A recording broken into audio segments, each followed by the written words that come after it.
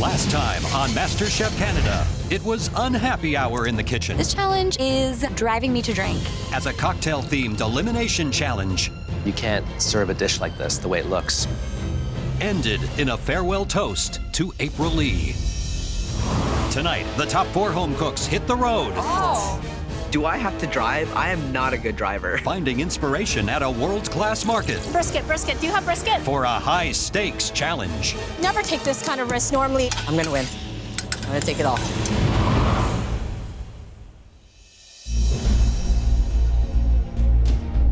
There's a 1 in 4 chance that I can win MasterChef Canada, and that's absolutely insane. I mean business today. I am here to fight. This top 4, it's a battle of the Titans.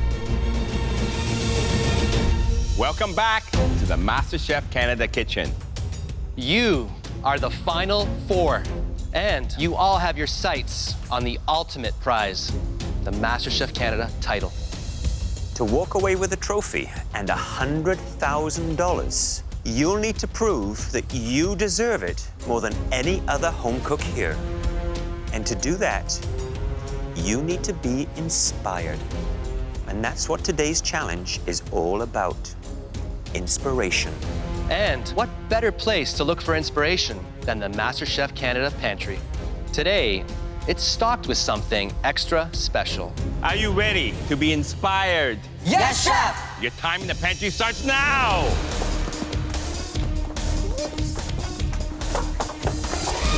What? Okay. Okay. What? Where is everything?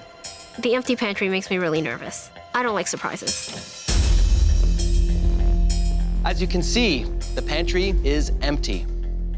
But we promised you inspiration, and here is the key to it.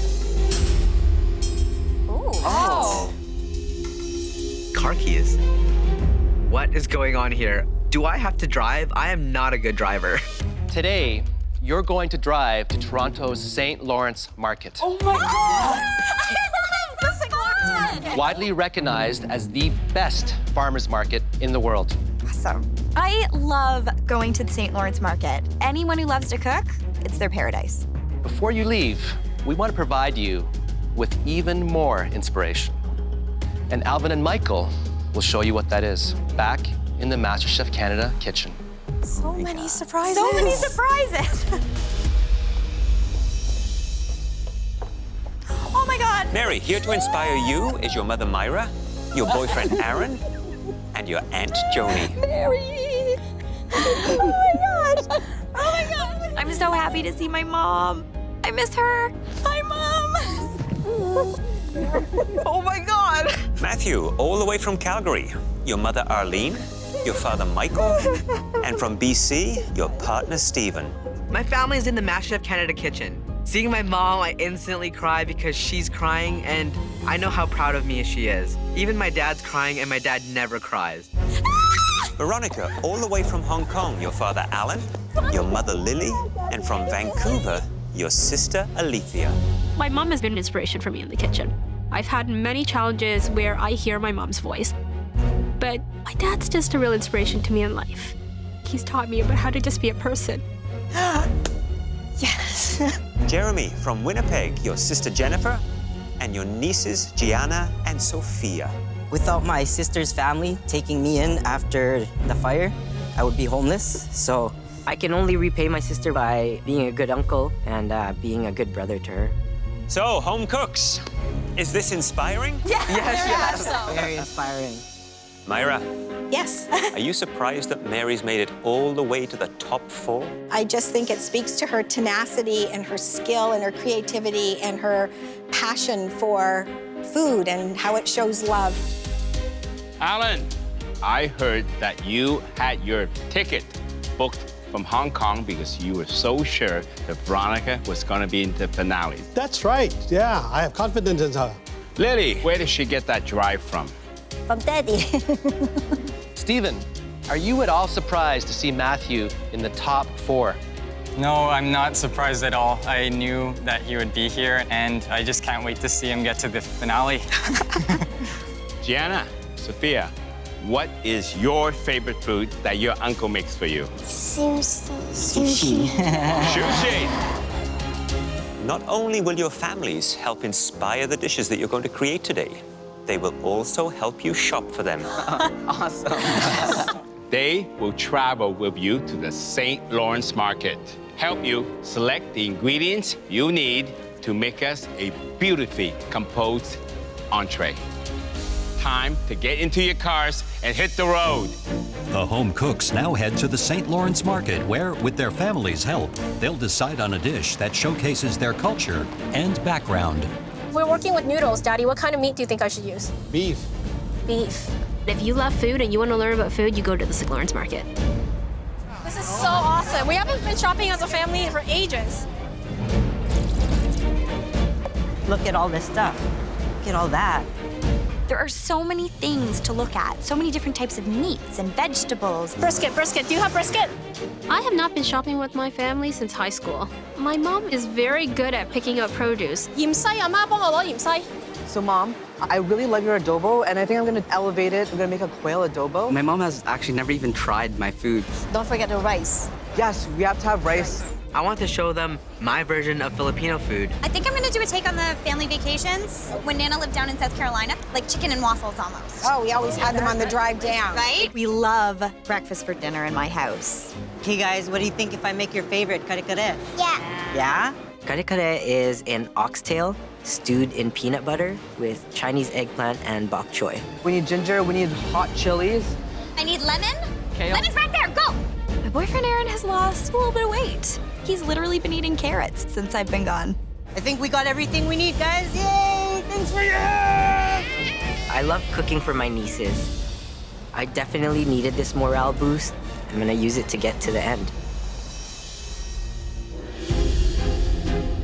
Welcome back, families, and welcome back, home cooks. You will now have just 60 minutes to compose one beautifully presented plate. And the home cook who impresses us the most will automatically advance to the top 3. Are you ready to show us and your family what you can do? Yes, Chef! Your 60 minutes starts now! Let's go,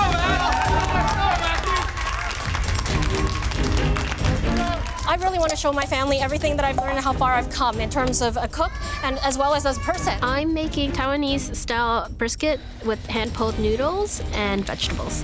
I'm going the extra mile today because my family's here. Ron, you can do it. From St. Lawrence Market, they would have gotten tons of inspiration. This is an opportunity for them to show off in front of their families. Looking up at my nieces in the balcony while I'm cooking, and I can just see it in their eyes that they're so proud of me. I'm making an oxtail stew. This is something that we all love to eat, so I hope I do the dish proud. Oxtail is seen all over Southeast Asia, and always as a soup or a stew, and with rice. Now, how he's gonna elevate it, I don't know. I'm making a quail adobo. It's gonna be one of the first times I cook Filipino food on the competition, so my parents are here, and I want to do them proud by cooking a dish that I grew up on. Adobo is usually a nice soupy dish. It has a lot of vinegar, garlic, onions. That top 3 spot, I'm gunning for that top 3 spot. I'm still impressed with those little birds. All that work and look at just that little bit of meat. What inspires me in my cooking are memories and people and feeling. I always cook from my heart. Oh yeah, bacon. Oh, I forgot about the bacon. This is so our family. Mary! Hi! Go through the whole dish with me. I'm really excited to listen. I am making my take on chicken and waffles. I'm gonna do quail and sweet potato cornmeal waffle. It reminds me of my family vacations when I was young. Well, tell me, how long have you been with your boyfriend? 6-7 years. You know what they say, way to a man's Through heart. his stomach. That's right. Oh, it smells so good.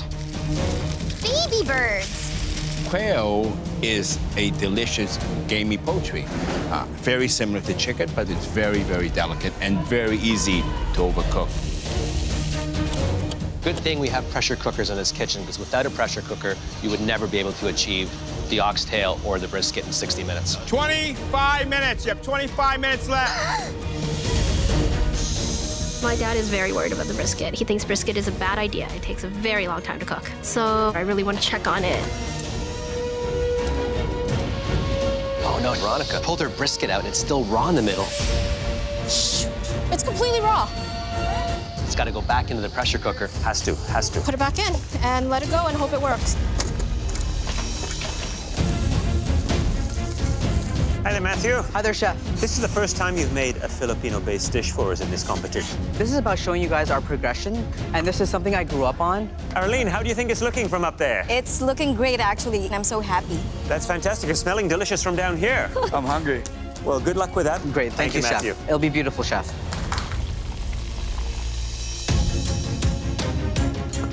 I'm making a corn butter to go with my waffle. Having my family here, I am rejuvenated, and I want to show off. Homemade butter. You got this, Mary. This is looking pretty darn good. Come on. I only make butter for the people that I love. This is so intense. I'm pulling noodles in the MasterChef Canada kitchen. Pulling noodles is a lost art. There's a lot of manpower, a lot of technique, a lot of skill. My dad has not seen me do this yet, so I'm excited to show him. Pulling noodle is a real craft. Chef spends years learning how to do it. They take apprenticeships, actually, learning from the masters in Hong Kong. Top three's on the line. I would never take this kind of risk normally in such an important cook, but today I'm doing it. Really excited because we've been promised 2 elevated Filipino dish. You got this, Matthew. Let's represent, buddy. The moment of truth coming up for Jeremy. He's about to open up his pressure cooker and find out if his oxtail is cooked. It's soft. Jeremy just took a jar of peanut butter and dumped it into his oxtail. Peanut butter is used all over the world for sweet and savory. Ooh, they look good. 5 minutes. You have 5 minutes left. 5 minutes. Oh, Veronica is opening up her pressure cooker, so I hope her beef is cooked. My brisket is cooked, but it is tough. 1 minute. You have 1 minute left. Feeling really good right now. It's just all a matter about getting it on the plate. 10, 9, 8, 7, 6, 5, 4, 3, 2, 1. Hands up.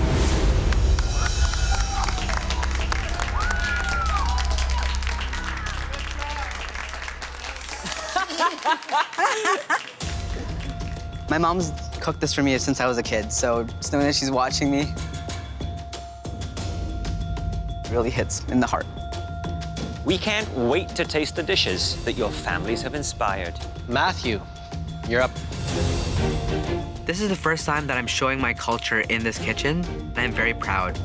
This is my version of my mom's chicken adobo. I turned it into a quail adobo. Instead of making a soup, I made a jus, and I infused that with the flavors that would go in a natural adobo. How does that make you feel to have made it this far and have your family here to witness how great you are? It means so much for me just to see their faces up there looking down at me in this kitchen that I fought so hard to be in. The eggs, I noticed, are perfectly cooked. Spot on. This is puffed wild rice? Yes, it's not a Filipino meal without the rice. I chose to puff it to add some texture. Look at that, perfectly pink. That's difficult to do because it's such a small bird.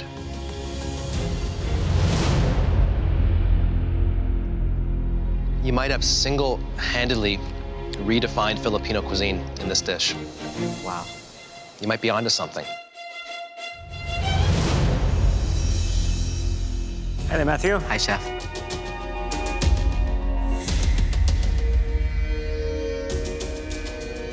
Beautiful, moist quail breast there. Nicely seasoned. Complex. Lots of great little flavors going on.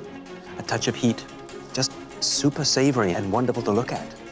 After tasting this dish tonight, I really get a sense that you're thinking like a chef and cooking like a chef. Thank you, Chef. Wow. This has been the best critique I've ever had so far in the competition. I want my family to see me win. Mary, can you please bring up your dish? Walking past my family with my dish, I feel more pressure than in any other cook so far.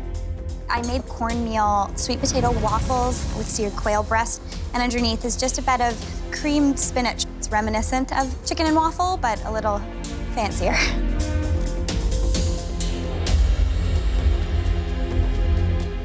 know, I'm surprised, Mary. This is so delicious and perfectly seasoned, and I knew you did not taste it, right? No, I didn't. Can't. No. Because you don't eat meat. No. You're missing something. I'm really excited to try this waffle with cream spinach, right?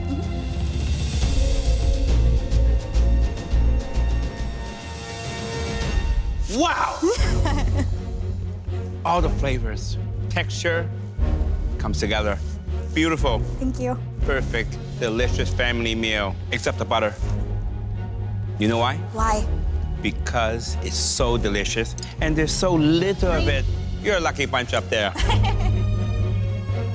It would feel so amazing to win this challenge because my family's here to share it with me. Veronica, please bring up your dish. I know my brisket's tough. My dad's here, he wouldn't want me to lie to the judges, so I'm just gonna be honest and tell them straight up. This is a braised brisket with hand-pulled noodles, pickled cucumber, and a selection of vegetables. How are you feeling? Very happy with my noodles, but I don't know if the meat's cooked through.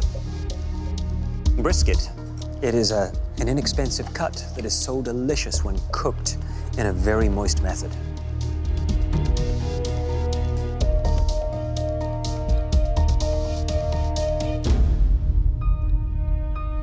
The beef brisket is a little on the underdone side. Possibly another 10 or 15 minutes, and it would have hit the sweet spot. But the flavors, rich, homey, big, bold flavor to it. Absolutely wonderful. Now the noodle, hand-pulled. Delicious.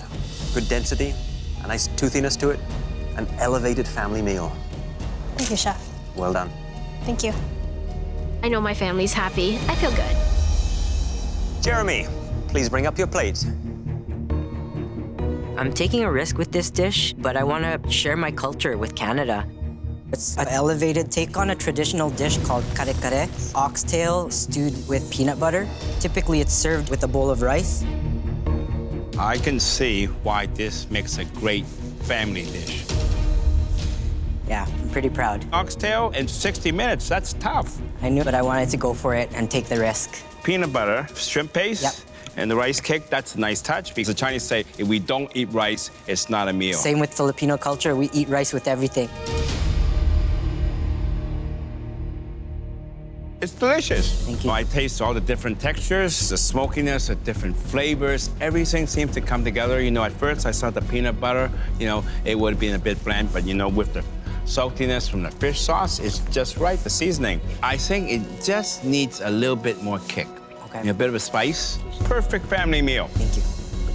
I wish my mom was still alive to see this. She would be so proud, but I have her with me on my arm all the time. Tonight, you all made knockout dishes inspired by your families and the stunning ingredients that you chose at the St. Lawrence Market. But only the home cook who made the very best dish will advance to the MasterChef Canada semi-final. And that home cook is Mary. Oh my God.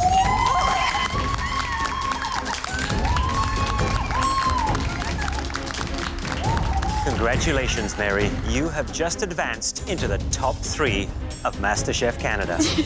And you will now be in the semi-finals. But before you head up to the gallery, families, please come down and say goodbye to your loved ones. This is my first solo win that lets me go into the gallery. This is the perfect time for it to happen because I'm in top 3 now.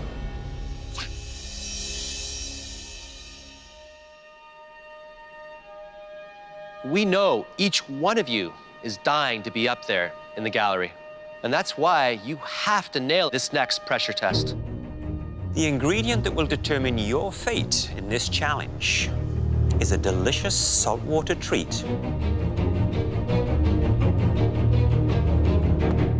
Fresh Atlantic sea scallops, hand-picked off the ocean floor by divers. Have any of you ever opened a fresh scallop? I have. I was a fishmonger, so I have taken a scallop out of the shell, but I've only done it a couple of times. I have not worked with fresh sea scallops before. I live in the prairies. They are hard to come by. I know all the techniques about cooking a scallop. I know nothing about opening a scallop. Tonight, you will have to make 3 mouth-watering scallop dishes. Oh boy. We want you to replicate them perfectly. The first dish is a stunning scallop crudo. Crudo is Italian for raw. This sophisticated dish features thinly sliced raw scallops in a citrus dressing. The second dish, beautiful pan-seared scallops with the pea and mint puree and passion fruit coulis. Mastering this dish requires perfect temperature control. Too much heat will destroy the scallop's silky texture. The third and final dish is an elegant French classic, coquille Saint-Jacques. This dish relies upon several irresistible layers. First, a bed of mushrooms, then the scallops, delicately poached with white wine and herbs, then finished with a mashed potato rim. On these 3 plates, we probably have anywhere between 12 to 15 techniques. That's a lot of technique even for me. Please head back to your stations. You have everything you need to perfectly replicate these 3 beautiful dishes, including 7 fresh Atlantic sea scallops. You'll need every single one of them, so make sure you remove them from the shell perfectly. You'll have only 60 minutes to make all 3 dishes. Making 3 scallop plates in an hour is insane.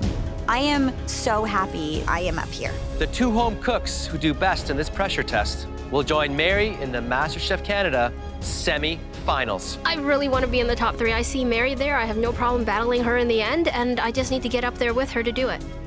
The remaining home cook will leave the MasterChef kitchen tonight. Are you ready? Yes, Chef! Your 60 minutes starts now.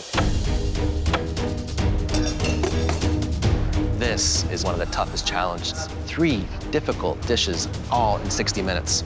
This is the most intense pressure test we've had yet. If I mess up just one thing today, I'm going home. I want to be top 3. I want to earn my spot in the semifinal, and I'm going to get there by staying focused. First of all, you've got to put on the things that are going to take the longest to cook. That would be the potatoes, followed by the peas to make the pea puree. I am so organized. This is the most organized I've ever been in the MasterChef Canada kitchen. This pressure test is all about time management, and Matthew can dawdle sometimes. Next, you want to look at opening the sea scallops. You want to do that with absolute precision. Look at Jeremy. He is opening up those scallops like he was a natural at it. Look at this, the speed and the precision. I have pretty good knife skills because I'm used to cutting sushi, so hopefully I'll be okay. Hey, Chef. Jeremy, you flew through the scallops. They're perfect. Thank you, Chef.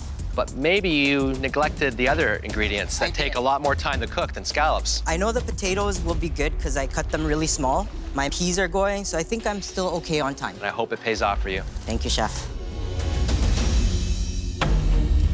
Stay tight. I just noticed Veronica struggling with her first sea scallop. They only have 7 scallops, and they have to use every single one. So one mistake could be the end of their dreams. The key to opening a scallop is patience, and I'm not very patient. Find the hinge and push. Got it.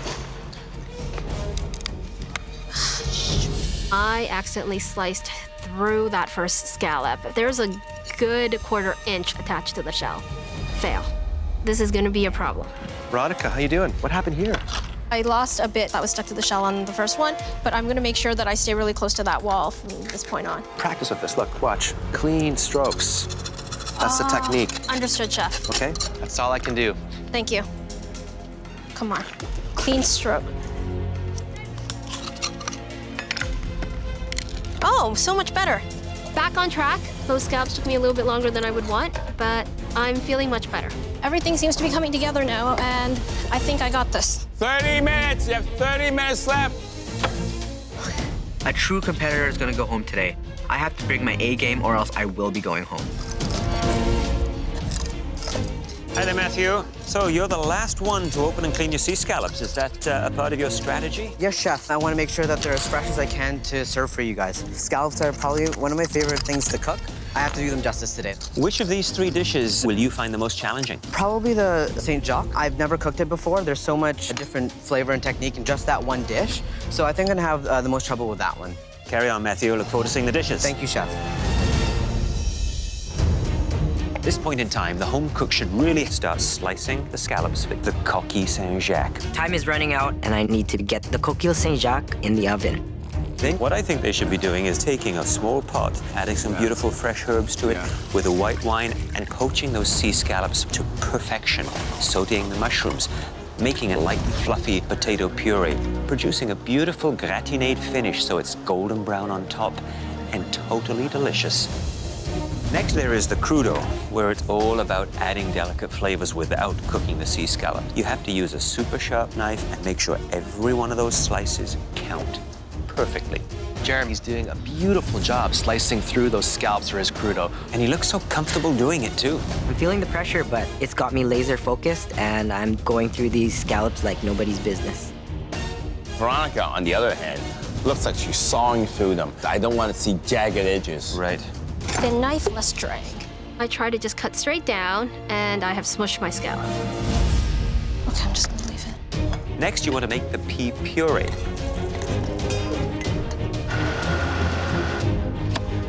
I pull my pea puree out of the blender, but I want to get it even smoother, so I try to pass it through a sieve. And it's not going through. So I'm just gonna have to leave it. No time. Just gonna get it in. Now, my technique when I'm searing scallops is to sear them only on one side, and I use a little bit of sea salt. I don't use any black pepper, because the black pepper, I think, overpowers the delicate flavor profiles of the scallop. 1 Mississippi, 2 Mississippi, 3 Mississippi, 4 Mississippi. I put my oil in the pan, and it starts smoking. I'm running out of time, and I'm starting another pan for my scallops. 5 minutes, 5 minutes left. I want to see plating now. On that plate, I want to see a perfect replication.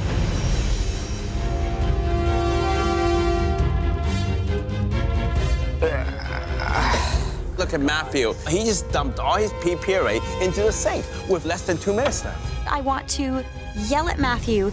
He needs to pick up the pace. Shoot. Jeremy's bringing his up to the front already. 30 seconds. You have 30 seconds left. Come on. Get it on a plate, Matthew. Come on, let's go. Matthew, you gotta bring it up. Bring it up, Matthew. Come on, Matthew. Bring it up. Matthew hasn't brought anything up yet. 10, 9, 8, 7, 6, 5, 4, 3, 2, 1. Hands up. Wow. I know that I did really well in this pressure test, and I'm thinking that I'm not gonna be the one going home. That was for me the most difficult cook yet, but I tasted all my food and I know it tastes good. I look at my crudo, and I can't believe I forgot my black salt. Beautiful. Thank you, chef. Are you surprised with yourself? I am. I'm from the prairies, so it's my first time ever working with live scallops. Puree is stunning. It's absolutely ethereal, a word I don't normally use.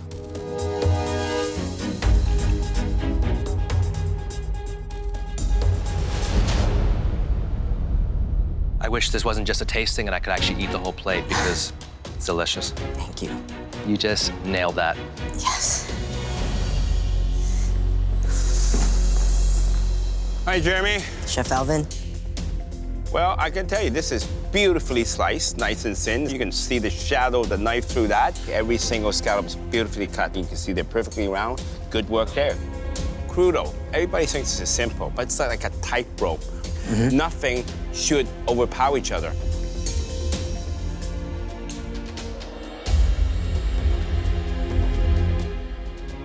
This is harmony. Everything is working together. Yes. But you got two very strong challengers.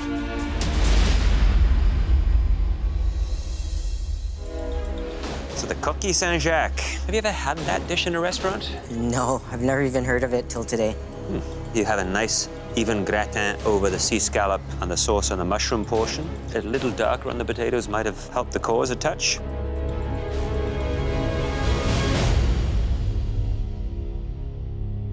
The flavors are wonderful. Thank you, chef. It is delicate.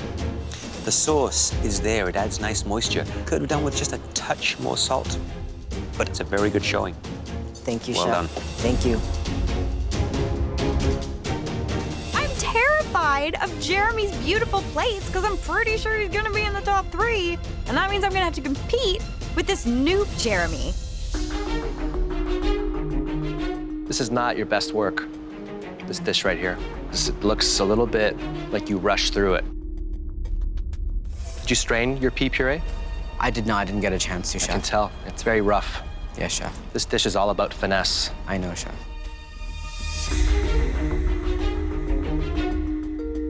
It's under-seasoned. Yes, chef. When you go to a restaurant and you have scallops, what will make you send the scallops back? An overcooked scallop, chef. Do you think these scallops are overcooked? I'm not sure. Steaks can't get much higher than this right now.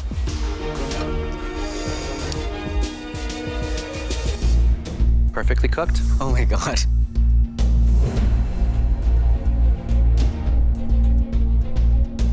Texture, smooth and delicious. Fantastic. Matthew, Hi, chef. I'm here to taste the crudo. So tell me, is everything there? No, chef. I forgot the black lava salt. Time just got the better of me, and I forgot to put it on the plate. I would say these are nicely cut. This piece in particular, maybe a little bit uneven, too thick on this side.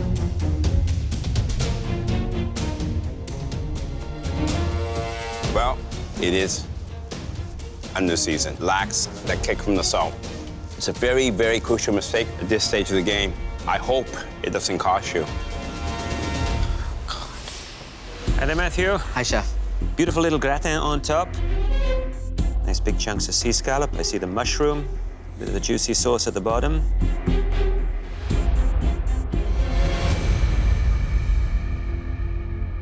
Very nice. Beautiful, sweet, light on the sauce, seasoned just right. The potatoes, the lightest yet. Very nicely done. Thank you, chef. Thank you, Matthew. After hearing Jeremy's critique, Jeremy is safe. So I think it's down to me and Veronica. Against all odds, pulled off 3 scallop dishes. Yes, I did, chef. I have not seen you struggle like that in this competition. Techniques need to be practiced in order to be mastered, and I've never opened a scallop in my life. There's a lot of pepper on this scallop. I have been told that I under-season, and maybe I was a little bit more heavy-handed this time. It's about that balance, right? It is. Well, I'm gonna try this pea puree.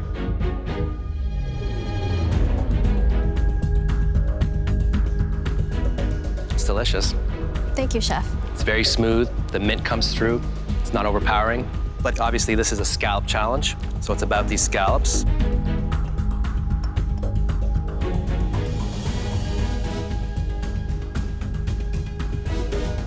A lot of pepper, but where's the salt? You can barely taste it. Some really strong dishes here. I have no idea what's gonna happen right now.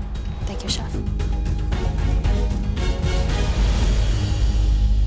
Veronica, are you happy with this? My slice is not perfect, but I'm not unhappy with it. You have torn your scallop, you can see. Bits there.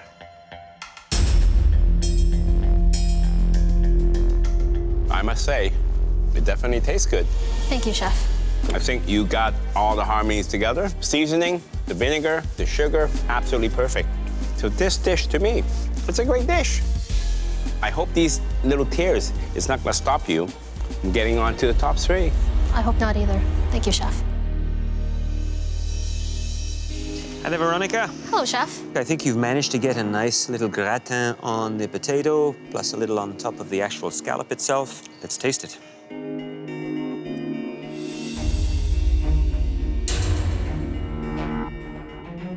Taste of the sauce in the coquille Saint-Jacques, beautiful. Really nicely seasoned, cooked wonderfully well, and a generous amount of sauce in there. Where I feel this dish suffers is the volume of potato to the actual sea scallop itself. That balance issue has set it off kilter for me. Understood, Chef. For someone who's had to clean their own sea scallops for the first time, put out 3 replication dishes, it's amazing. Thank you, Chef. But not without a few flaws. Matthew had a pretty rough critique, so my fingers are crossed. I'm hoping I make it through. We've tasted all your scallop dishes, and now we need to take a few moments to discuss. They're not making it easy for us. This is going to be very difficult. I might not have mastered the scallop technique, but my flavors were there. I deserve to be in top 3. It was down to those fine details, and it was about showcasing those beautiful sea scallops. I'm not sweating, I'm confident. I know that I did really well in this pressure test, and I'm not going home right now. But there was one who just missed the mark. Just slightly, though. I'm really nervous. I don't want to go home yet. I have so much more left to give, and I really want to get there. All right, let's go tell them.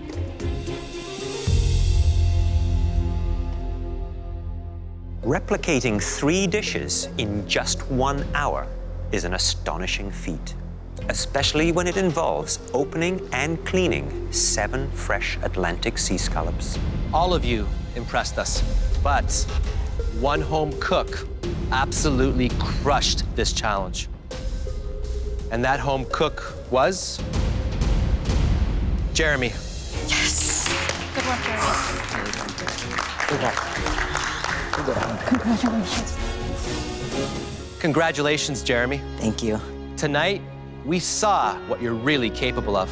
And now, you're in the top 3, and we hope you keep it up. Please remove your apron and head up to the gallery. I won the pressure test. I feel great.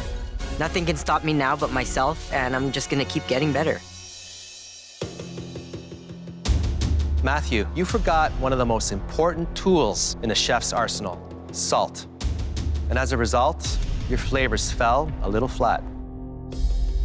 Veronica, you struggled from the get-go with your cleaning and your knife work. And sadly, it undermined what made it to the plate. We know you're both extremely talented home cooks. You've proven it again and again. And that's why this is such an incredibly difficult decision. But after taking every dish and every component into consideration, we felt that one of you treated the key ingredient with more finesse and more respect. And that home cook was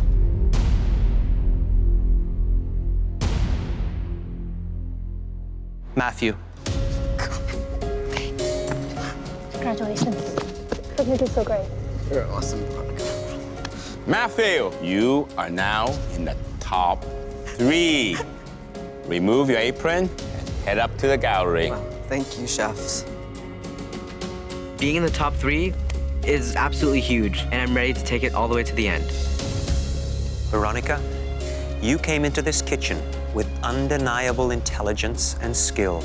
But during your time here, we saw you grow and start to cook with both your head and your heart.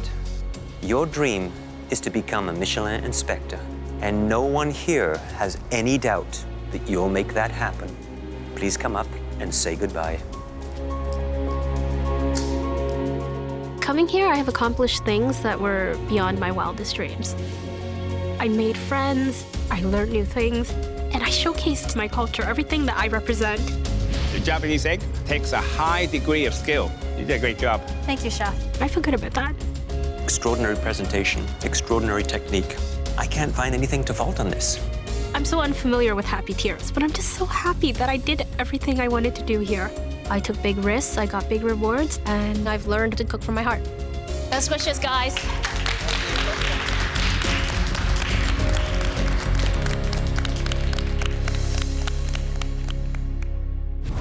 Next time, the final 3 face a tough crowd. These 13 extraordinary chefs hail from all across the country. This is super intimidating. In a decisive semi-final. I'm the strongest plater here, and this is gonna get me into the finale. That only the best will survive. This is the one to win, because I want to be top 2. I just can't fry them all at the same time. I really just want to sit down and give up. I am literally falling apart.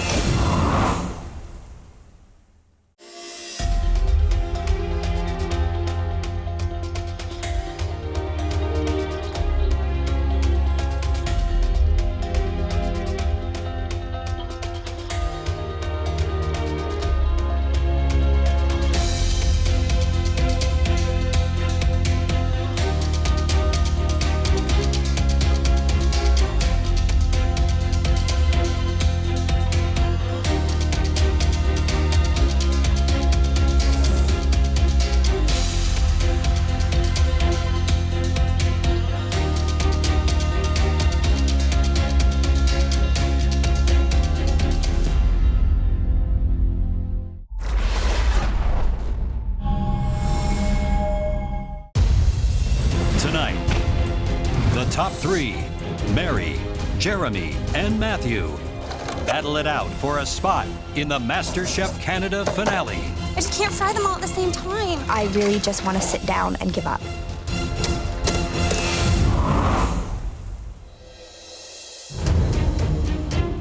What is going on here? It's top 3, and I need to act like it is top 3. There is no room for error. I feel that I've found myself here. I've found my real passion, and being top 3 proves it to me.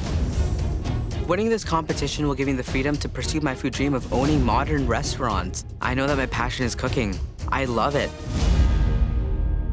Mary, Matthew, and Jeremy, congratulations. Week after week, you have weathered some of the toughest challenges in MasterChef Canada history. And this next mystery box could bring you one giant step closer to the MasterChef Canada finale. Tonight, your inspiration will be the stunning ingredients under these 13 mystery boxes. Some of them are small, some of them are taller. I don't know what's in these mystery boxes. And here to present them are 13 of Canada's most influential chefs. From Buca, Rob Gentile. Oh my God. I see David Hawksworth, and he's a huge deal. He has probably the best restaurant in Vancouver. From Los Colibres, Ilia Herrera. Farzan Fala is here. I love his restaurant. This is so exciting. From Portia, Basilio Pesce. From Saturday Dinette, Suzanne Barr. From Pai, Nui Regula. This time last year, I was just chilling in Winnipeg. Now, Canada's most influential chefs are standing right in front of me. From Nota Bene, David Lee. From Charcut, Connie D'Souza. This is super intimidating. Wow. These 13 extraordinary chefs hail from all across the country. And so do the 13 ingredients that they're about to reveal.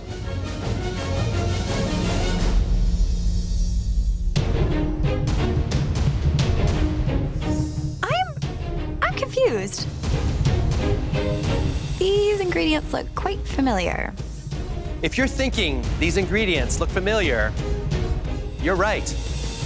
You cooked with them in your very first Mystery Box Challenge, celebrating Canada's 10 provinces and 3 territories.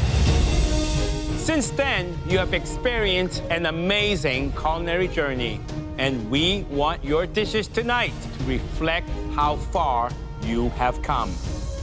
Tonight, you will create 16 stunning entrees that will be served to us and our 13 distinguished guests. Wow.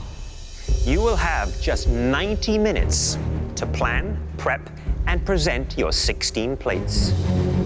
During service, our guest chefs will give us their feedback and help us decide the winning dish. The home cook who prepares the best dish will not just win this Mystery Box Challenge, they will advance directly into the MasterChef Canada finale. A spot in the finale is at stake, so I'm gonna fight for it. Game on. I have been up at the front with mystery box dishes before, but I've never won. The 2 remaining home cooks will go head-to-head in the most grueling pressure test yet. I don't want to cook in the pressure test. I have to up my game and hit it out of the park. Are you ready to show us everything you've got? Yes, Chef! Your 90 minutes starts now! Blueberries. Lots of maple. They have to do 16 individual plates, and every single one has to look exactly the same. Knowing that you have to cook for 13 talented chefs who you admire and respect, maybe even at their restaurants, that is an incredibly tough feat. Hey, don't forget the 3 MasterChef Canada judges. And we're pretty good too, you know. I'm pretty terrified and intimidated. Ouch. These are ingredients that they worked with in the beginning of this competition. So now we get to see the journey, how far they've evolved, where they started, and where they are now. I want to celebrate Canada with this dish. I'm making a butter-poached Arctic char with crispy chard skin, a carrot puree, pickled veg, and steamed clams. Matthew has been absolutely fascinating and inspirational to watch his journey from day one to where he is now. I remember my first mystery box. These ingredients may have been daunting, but now that I see them again, I can cook with all of them. I'm gonna make sure it's gonna be plated beautifully, and it's gonna taste really good too. This is redemption. I wanna win this mystery box. It's good, everything's good. I'm making my take on fish and chips. I'm gonna use pickerel because it reminds me of my dad and going fishing with him when I was a kid. I'm channeling my dad today. The first time I cooked with these ingredients in the first mystery box, I made a really homey plate, but I didn't win. Today, I want to take a humble idea and elevate it to MasterChef Canada quality. Mary has gone with a pickerel. The amount of work it takes to clean, fillet, and make sure you get every single bone out, that is going to chew up a ton of the cooking time for Mary. Oh, yes. I'm definitely taking a risk.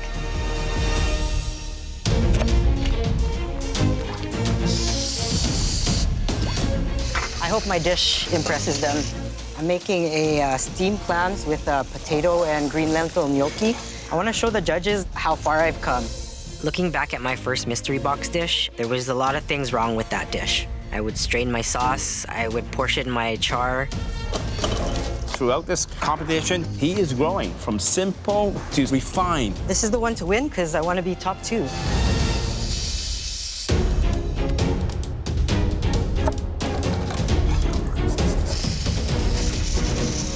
The one common denominator among these 3 home cooks is that they never take the easy route. They always push themselves. Okay.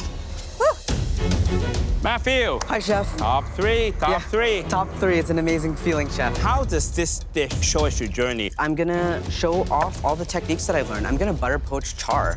I've never had butter poached Arctic char before, so this will be a first time for me, and I'm sure it'll be a first time for a lot of the 13 chefs in there. Wow, no pressure, Chef. Yeah, they're expecting your very best. Yes, Chef. And so are we. Thanks, Chef. I want to show off today. Yum. Butter poaching char? I've never heard that before. It's an extreme risk, but I love to take risks in this competition. Oh, gorgeous. Let's talk. 8, 9, 10, 11, 12, 13, 14, 15, 16. Hi there, Mary. Hi, Chef. So, trip down memory lane with these 13 ingredients? It is, definitely. So how do you plan to cook the pickerel? So I'm doing a take on fish and chips. Fish and chips do not sound elevated and sophisticated, given the audience that you're cooking for today. I'm going to do a little light batter with some of the Pinot Grigio. I'm also doing a blueberry zucchini tomato ketchup. Wow. And instead of capers in my tartar sauce, I'm doing a pickled lentil. When you look at the plate, it won't seem like fish and chips. So I'll let you carry on and Thank look you. forward to trying your reinvented fish and chips. Perfect. Thank you so much, Thank you, Chef. Mary. Good luck. You have 40 minutes left. Jeremy, Hi, Chef. what are you making? I'm making a potato and green lentil gnocchi with steamed clams. Did you count your clams? I have not, but I know that I'm gonna have enough. What is your strategy in order to make this dish 16 times? I'm trying to work fast as possible so I can have as much time as I can to plate. I don't want to serve you guys and 13 other chefs something that looks ugly. Well, I don't think you will. Thank you, Chef. Okay. So Mary is stewing a dish. It is a take on fish and chips. Did I just hear you say fish and chips? That's exactly what I said. Fish and chips for 13 of the most influential chefs in the country. But she promises me this is going to be a fish and chips that has a twist like you've never seen before. Matthew has cut his Arctic char into very, very small pieces. And then he's gonna poach it in butter. When you poach small pieces of fish, it's very fragile. It can break apart. It can be overcooked. And I don't think it's a good idea. You know, Jeremy, his big issue is being able to take a concept of a dish and put it on a plate that will blow us away. Did you see how fast he got all those pots, got those clams, and now doing the potatoes? Certainly no shortage of energy there. Wouldn't be me if I wasn't sweating. You have 30 minutes left! You know, time management is important in this challenge. The pressure of doing 16 dishes is getting to me. It looks like Matthew's pan is really smoking heavily back there. My clams are burning. I have to get another set of clams on right away because I don't have that much time. Ouch. This is literally the tightest for time I've ever been in this competition. Mary is starting to feel the pressure, the stress. I need to get my fish on ASAP. Things are piling up for her. I just can't fry them all at the same time. They're all stuck. It's just stuck. The amount of work I have left to do seems literally impossible. I am literally falling apart, and I hate it. I really just want to sit down and give up. Everything's almost cooked, it's just the gnocchi. I'm not experienced with knowing how much ingredients it's gonna take to feed 16 people, so I'm really struggling with the portions. I'm basically just winging it.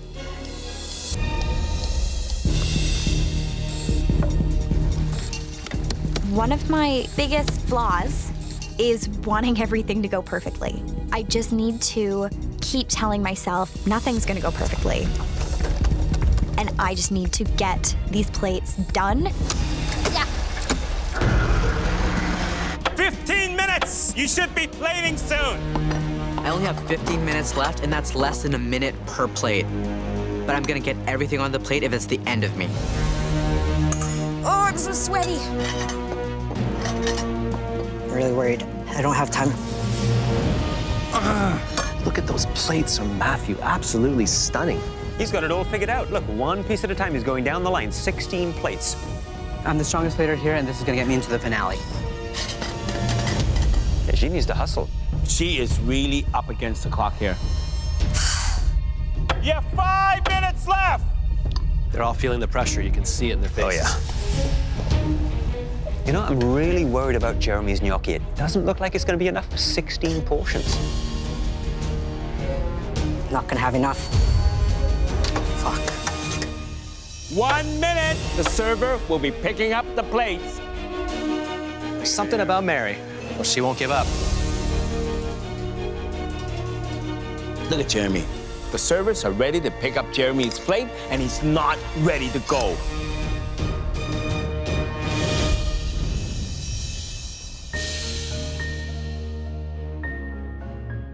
We're all fighting for those 2 spots, and I worked as hard as I could, and I tried my best to get everything on the plates. I was ready to give up, but I'm really happy with the fact that I got done. I want this. I really want this. I can't believe I just did that. It was so hard, but this is what I love to do, and I can't believe I got to serve all those amazing chefs. I want to be them someday, so it's a really big honor for me. Chefs, thank you for being here to help judge the talent of our top 3 home cooks. First up is Matthew. Matthew, please describe your dish. I made a butter poached Arctic char with pickled veg, carrot puree, and crispy char skin. Thank you. Thank you. And bon appetit, everyone.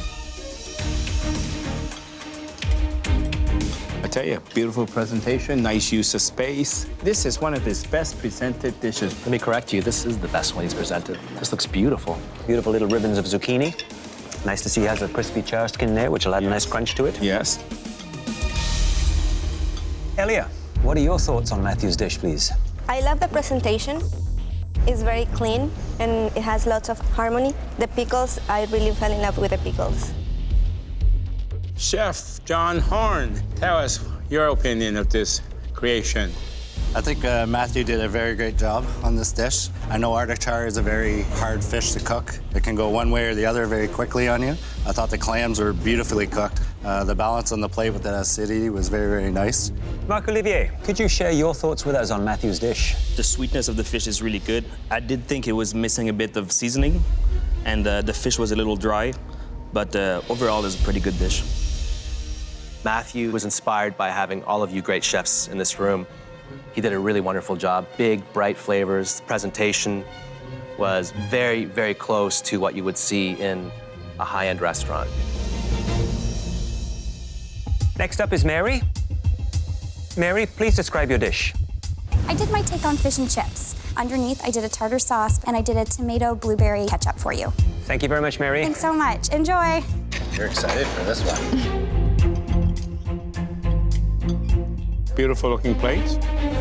The aroma coming off this is absolutely spectacular. I've got to be honest, I was worried about the idea she's doing fish and chips, but she's elevated it. Yeah. Really unique dish. Connie D'Souza, how did you feel about Mary's dish? I loved Mary's dish. I loved her creativity with the pickled lentils and the tartar sauce. And honestly, I thought I would hate the blueberry ketchup, but it was so savory and really smoky and delicious. Really well done. I'd hire her for sure. Awesome. Robert Reynolds, what are your impressions of Mary's fish and chips? I love the presentation. Being from England myself, I grew up on fish and chips. The fish is perfectly cooked in the middle. My only thing is the ballast, a little too thick for the amount of fish that's there. The fish was perfectly done, and the tartar sauce with the lentil, that was fantastic. Next up is Jeremy. Hey, guys. Jeremy, please describe your dish. I made steamed clam and green lentil and potato gnocchi, and garnished with Brussels sprouts and carrots. I apologize, some of you, there is no gnocchi on the plate. I feel like crap. It's embarrassing to be top 3 and serve incomplete plates. I want to punch a wall. It's not a good start when you have to explain to the table this missing element. Michael is the only one who has a complete plate. I don't have a gnocchi. Well, I'll share with you then, okay? I'll put this right here. We can share. I got 5 clams. I'll trade you a clam for a gnocchi, okay? Done.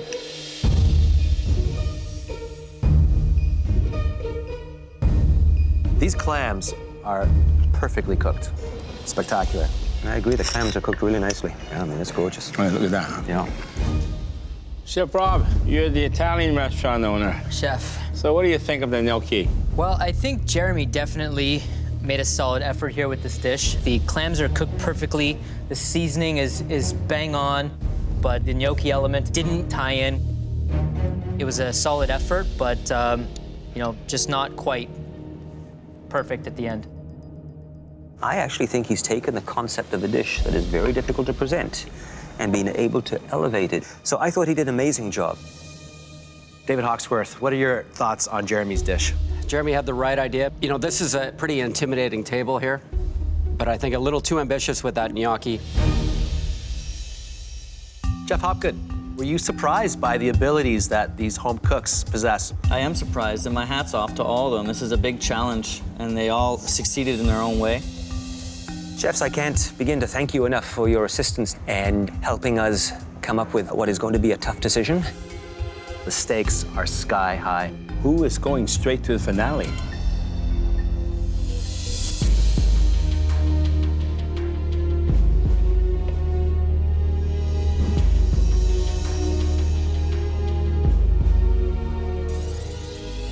I know I speak for you 3 home cooks when I say that it was an honor to have these 13 extraordinary Canadian chefs in the MasterChef kitchen tonight. The 3 of you have shown some exceptional talent, and most importantly, presented some beautiful, tasty food. On behalf of all of us here today, congratulations on an excellent job. Thank you. Chefs, thank you very much for inspiring our home cooks and helping us make a very difficult decision.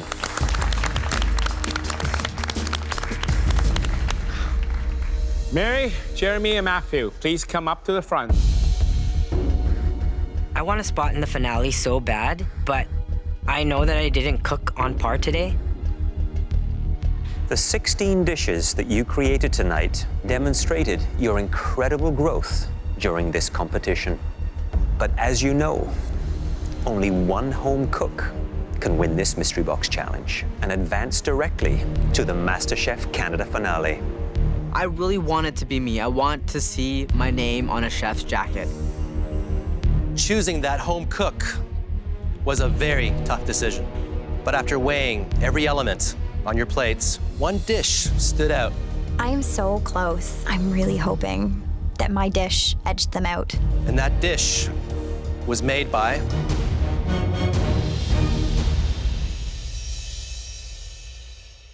Mary.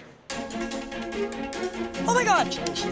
Oh my gosh, thank you so much. Ah! Mary, please come up and get your chef jacket.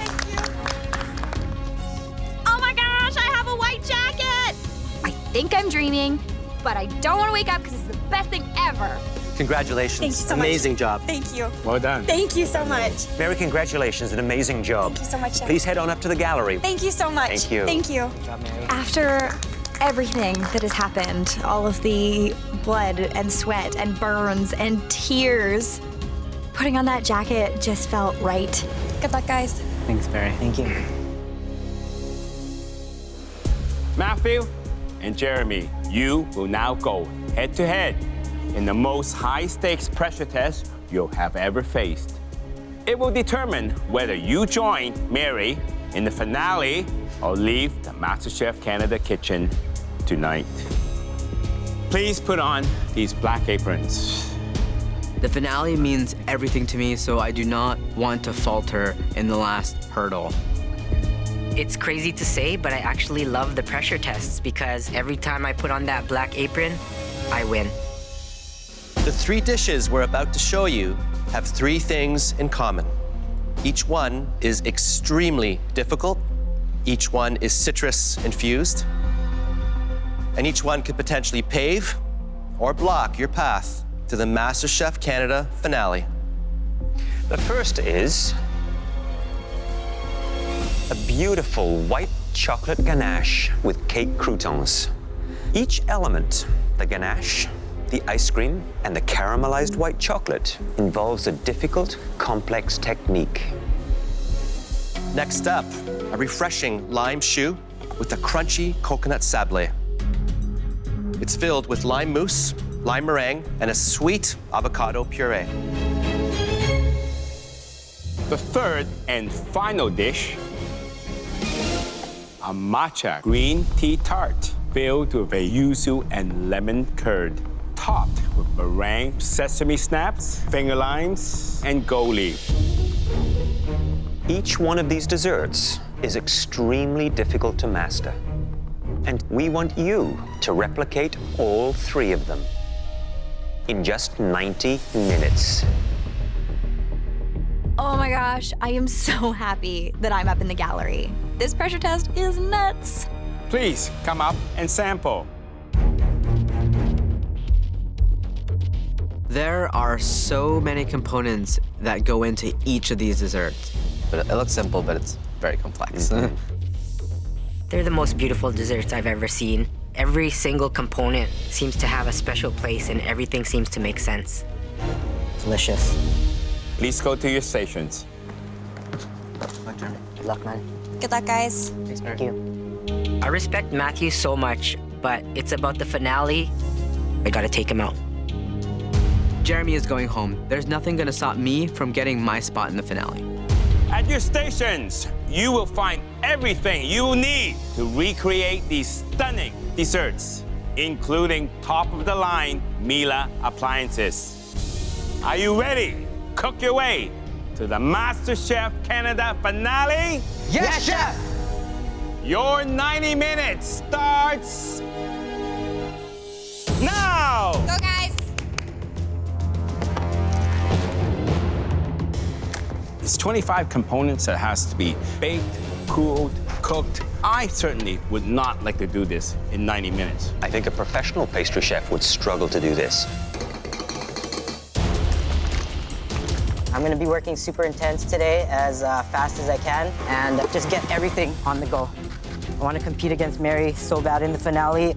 I'm pretty good at replication, so I think I got this one. I want that chef coat so badly. My food dream is right here, and it's right in front of me, and now I have to prove myself. I'm gonna cook like my life depends on it. Jeremy knows how much I want this, so Jeremy should watch out. I think if it comes to speed, then that's what's gonna set me apart from Matthew. Nice, Jeremy. It's been 5 minutes, and Jeremy has like 3 things done. So fast. It kind of scares me about the finale, because if Jeremy's cooking next to me, I better speed it up. So right now, they both seem to be working on their choux pastry. Jeremy's already got his piped out in the silicone mold. And don't forget the coconut sablé, because that has to be put right on top of the choux pastry. And then as it bakes, it melts over the top, forming a beautiful looking crust to it. It's almost like a crunchy glaze. Matthew tends to get a little flustered when the pressure is on, and that could be his weakness here. Could this be a case of the tortoise and the hare? It could quite easily be that. Be just a little bit behind in his timing. Jeremy is fast, and speed is important, but execution matters a lot more. Hey, Chef. How you doing? Doing pretty good. I got my choux in the oven. I'm doing multiple things at once because I know that I need a lot of time to plate. I'm just gonna go around and check out your oven. Sure. Uh-oh. What happened in here? Look at that. Your sablé is actually slid off of your choux pastry. Yeah, it has. But not all of them. One of them is safe, right in the middle. Is that luck or is that skill? That's luck. Now, one there is gonna save me. I did as many as possible so I wouldn't run into that problem. Luckily, I did that. Well, that was a smart move. Always have a backup. Always, always, Chef. All right, good luck. Thank you. 30 minutes! You have 30 minutes left! You're making a dough such as the matcha pie crust. And the key is to get it the perfect thickness so that when you line that mold, that pastry is even thickness all the way around. It's like building a swimming pool. It's got to be completely even to hold that water in. My lemon curd is just not mixing well together. I have to put this lemon curd in the blender to make it nice, smooth, and silky.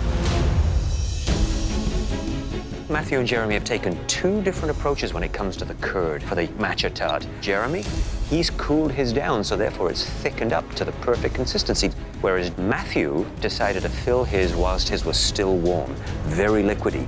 It's a shortcut I would never take. Yeah, but Matthew's so behind right now, he has to take a risk. Hey there, Matthew. Hi there, Chef. So which of these three desserts is going to pose the toughest challenge for you, Matthew? Just remembering what goes in where and making sure that everything is on the plate. This is the toughest challenge in MasterChef Canada history, to be honest. I think you could be right. And on that point, I should let you get your head organized and keep up the great work. Thank you, Chef. They're both cutting the grapefruit croutons for the chocolate ganache. You can see that Matthew is cutting his very slow and carefully. Matthew's got the delicate touch when it comes to working with pastries. Jeremy, on the other hand, whilst he's got speed, he can be a little bit clumsy and clunky at times. Okay, you babies get crispy, man. Get crispy. Now he's piping his lime mousse filling into the choux pastry. There will be a moment of truth when we cut into that choux pastry, because the middle needs to be fully packed with that wonderful mousse. Lime zest. I'm not sure if I have enough lime in the mousse. I just don't know. 5 minutes left. Matthew started plating his first dessert. I don't think Jeremy has started plating anything yet. What else do I need? The only time I'm gonna slow down is when I need to gather my thoughts for plating. This pressure test is all about details. The margin of error is 0. I got all my components done. Now I just has to look good. Tarragon, cilantro.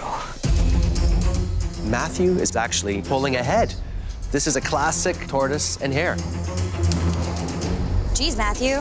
Matthew's plating from the beginning has been just ridiculously out of everyone's league. It's so amazing to have watched, but it's also terrifying. Ooh. 1 minute, you have 1 minute left. This is unbelievable. They look so beautiful. It's do or die. It's either me or Jeremy goes home, and I don't want to go home. This pressure on me is making me cook at my best right now. 10, 9, 8, 7, 6, 5, 4, 3, 2, 1. Hands up! Man. Oh. Time up, hands up. I feel a breath of fresh air, and I'm super proud of what I did. Looks just like the photos in my head, and I think I got this. Jeremy's plating is nice, but I think mine has a little bit more finesse. Hey, Jeremy. Hi, Chef. And you were hustling out there, man. I was hustling. I wanted to have lots of time to make sure every single component was on every dish. I'm going to be tasting the white chocolate ganache. Okay, chef. I think it looks like it's sitting off to one side of the plate and just a little bit irregular in terms of the original.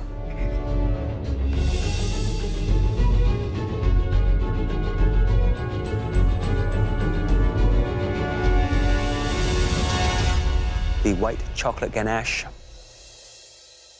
beautiful. The grapefruit croutons, great crunch to them. That is the element that provides that texture, that interest to the dish. As for the rest of the little garnishes, the grapefruit gel, nice job on the replication. Well done. Thank you, chef. Hi there, Matthew. Hi, chef.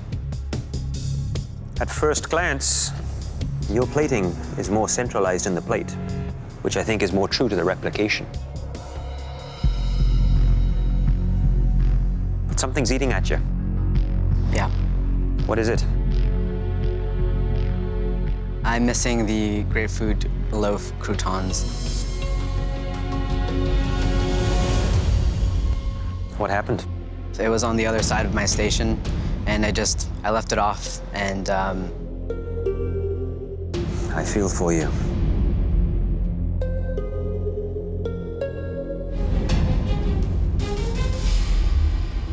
Is that ever light? Sweetness, sour, beautiful ice cream, nice quenelle, the dusting of the peppercorn. It is a shame about those croutons, because that adds the crisp, that contrast. I know. But other than that, I'd say every other component is pretty flawless. Thank you, chef. Thank you.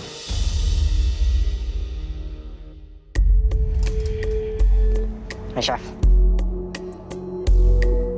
So this is the lime choux with the crunchy coconut sablé. Looks pretty from the outside, but there's something inside that is really, really important. I'm expecting to see the choux pastry full of that wonderful mousse.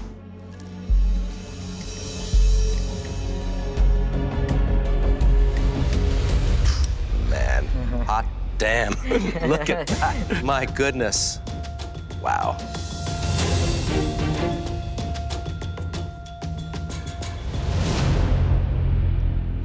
What happened to the lime flavor? It's not in there, chef. The texture's there. I love that liquid center, but it doesn't have that kick of lime that I want. What happened? Maybe I should have added a bit more.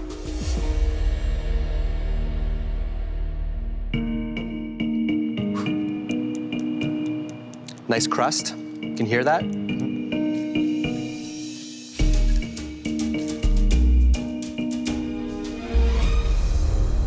Wow, look at that. It's filled. It's definitely filled. That is perfection. I just want to devour that. But it has to deliver also on that lime flavor.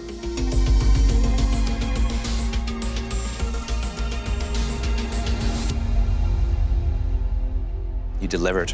Thank goodness. That lime is so punchy and so big and so bold.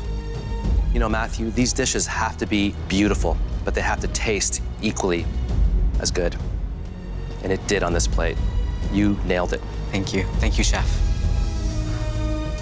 I am so impressed with what these guys have put out in this cook. It is honestly neck and neck.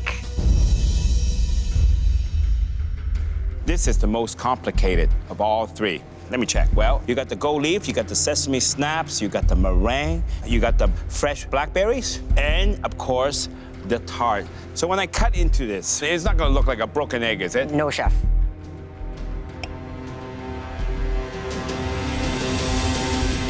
It's a little bit runny. A little bit runny. But not bad. It's holding.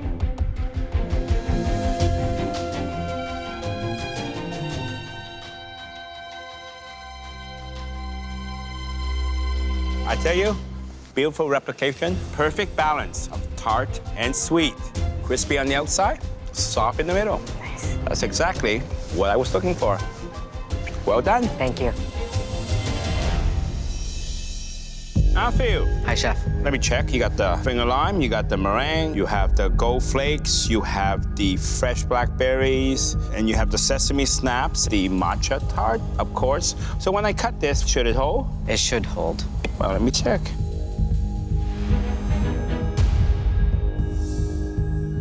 Unfortunately, that's not the case. Yeah, it's running. Well, let's taste.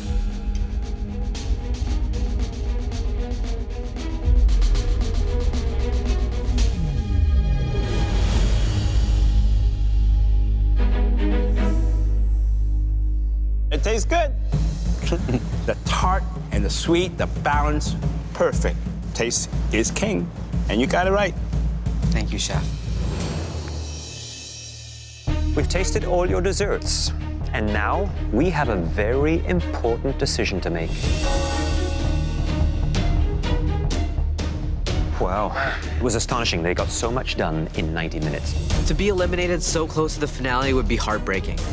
There's errors here and there. In terms of appearance, it was almost perfect. I'm so close to changing my life. I'm not ready to go home. Not yet. It's come down to the finest detail. Matthew and Jeremy, you are both extremely gifted home cooks. And tonight, you both proved that by recreating 3 stunningly difficult desserts. However, only one of you can advance to the MasterChef Canada finale. To make that decision, we had to take into account accuracy of your replications, the beauty of your plating, and most important, the taste of your desserts. It was not easy. But one of you had a slight edge when it came to presentation and flavor.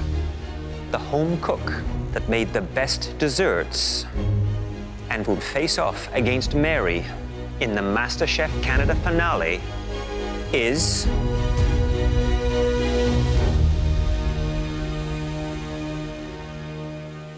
Jeremy. Yes! Oh my God. Congratulations, Jeremy. Did you have that cake? Yeah. I can't believe it. I just beat out a really tough competitor, and it's super surreal. I'm top 2. Come on up and get your chef's coat. It's been a long road, but I earned this. I earned this chef's jacket. How does it feel? Feels good, Chef. Now, please join Mary up in the gallery. Tough, Jeremy.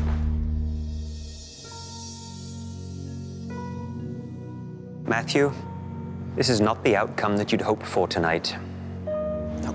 But please don't lose sight of everything that you've accomplished here. Not only are you one of the youngest home cooks to compete in this competition, you're also one of the best. Thank you. You've got talent, drive, a wonderful family, and a supportive partner. The sky's the limit, Matthew. Now please come up and say goodbye. Thank you, Chef. Real honor to meet you. It's an honor to meet you. Coming here and being the top 3 in Canada, that's pretty cool. The flavors just jump out. That's incredible. Thank you, Chef. This dish is absolutely fantastic. Thank you, Chef. I really get a sense that you're thinking like a chef and cooking like a chef. I'm really proud of everything that I did. 1, 2, 3, go!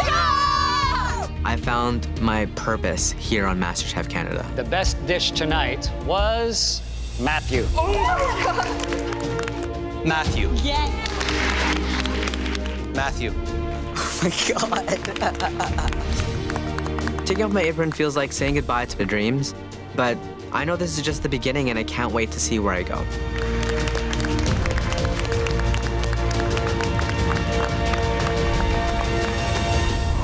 Next time, it's Mary versus Jeremy in the biggest culinary showdown this country has ever seen. The MasterChef Canada finale. With $100,000 and the title at stake. I'm a fighter, and I'm gonna win it all. Don't let this smile fool you, because I'm gonna win this. Canada's new Master Chef is...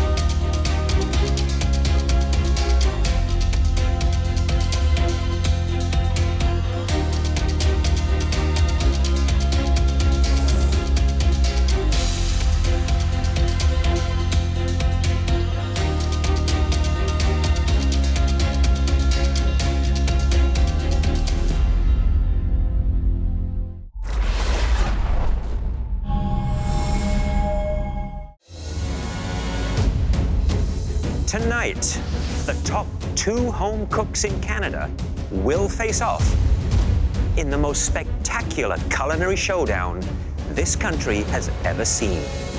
You're watching the MasterChef Canada finale. The MasterChef dream is powerful. And after a nationwide search, 40 finalists came to Toronto to pursue it. My dream's coming true. I'm actually here doing this. But only the best earned a coveted white apron. You guys better watch out. And a spot in the top 14. Each week, they fought for survival in the MasterChef Canada kitchen. Wow, wow, wow. Outstanding. Thank you. I put it on one of my menus. Showcasing their talents. It's magic! And facing their fears. If you don't get this right, you don't belong in this kitchen. They cooked for great Canadian heroes. Colonel Chris Hadfield. Great Canadian chefs, and at a great Canadian restaurant. Service! Raw lobster, unacceptable. One by one, 12 home cooks were eliminated. Now, only 2 remain. Tonight's first finalist is Mary. Right out of the gate, she proved she was one to watch. I am so excited today, and I need to win. Mary. Mary. Mary. Oh my God. Oh my God. She impressed the judges with her fresh take on tradition. Perfect. It is absolutely delicious. Oh my God. You're cooking with the mind of a chef. Mary, you did it again. Thank you so much. Her Achilles heel was her perfectionism. You could say that I'm a bit of a control freak sometimes. And the anxiety it caused her. Shoot. Whoops. Woo. Here we go. Fire. Breathe, Mary, breathe. Twice she landed in the bottom 2. Mary, it's time to take off your apron and head up to the gallery. Oh my God. Good job.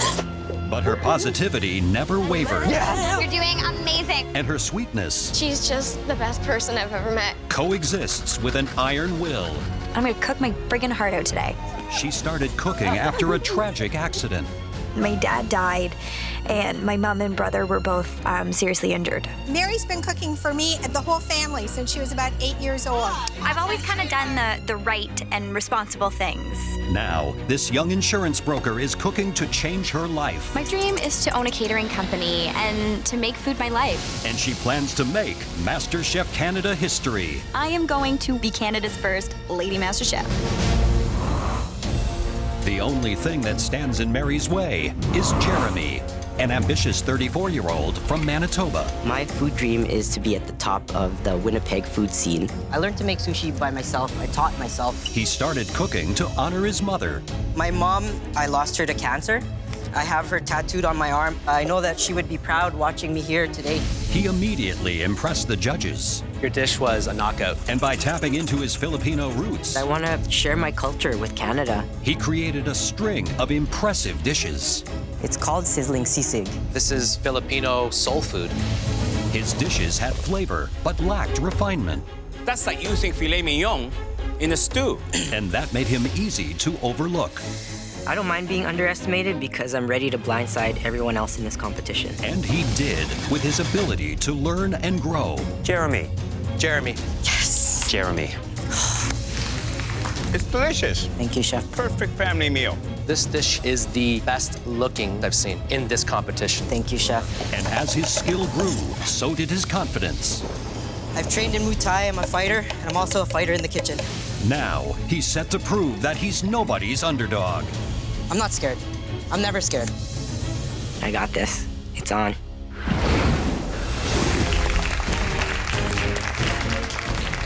Congratulations, Mary and Jeremy. Over the last 14 weeks, you've survived every demanding challenge that we've thrown at you.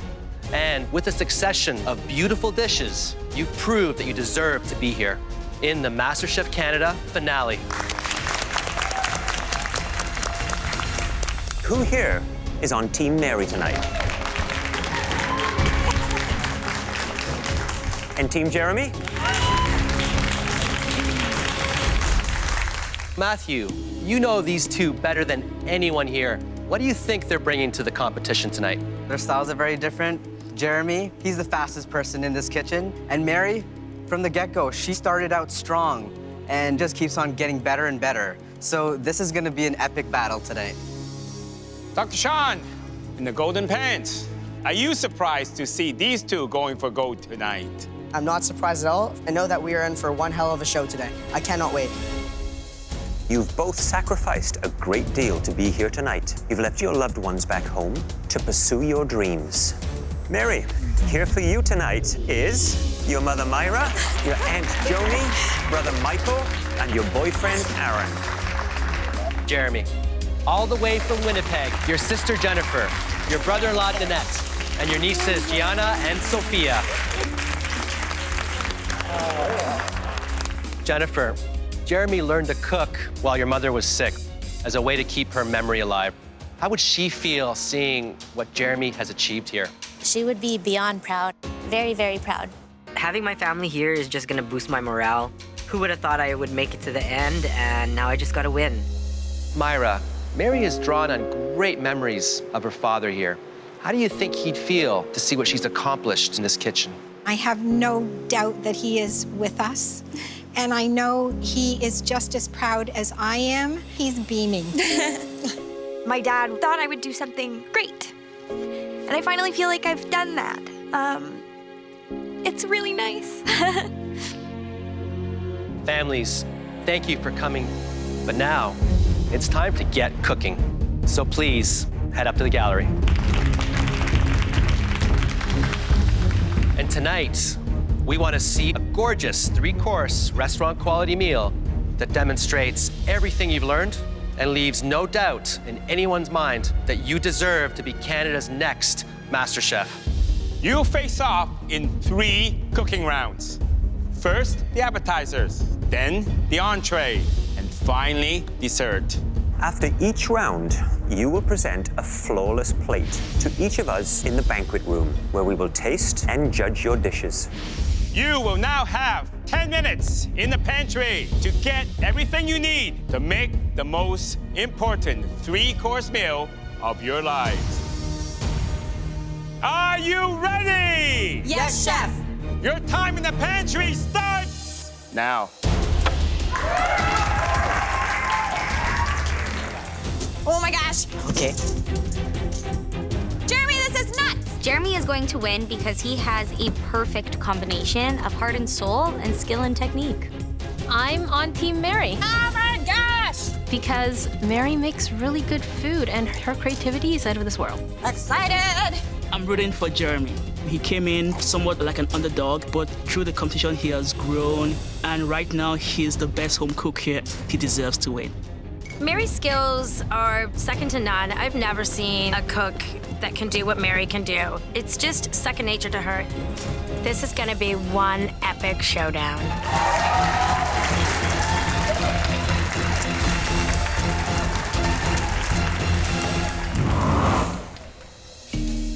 Mary, tell us what you'll be making. I'm gonna do a golden beet borscht and some beet cured trout.